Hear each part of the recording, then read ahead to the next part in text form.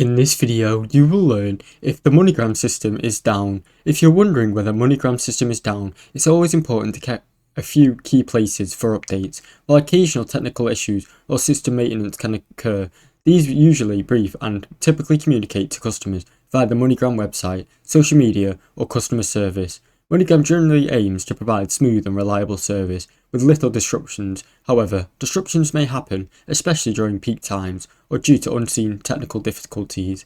If you're experiencing issues with sending or receiving funds, it's always advisable to check first on the official Moneygram website or their customer support page for any notices regarding their system outages. You can also contact Moneygram directly to get real-time financial updates about the status of the system. Another option is to visit a social media platform such as Facebook or Twitter.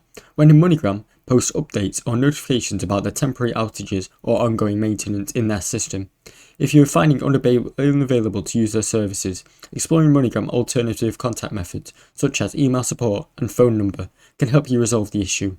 Thanks for watching. Don't forget to like and subscribe.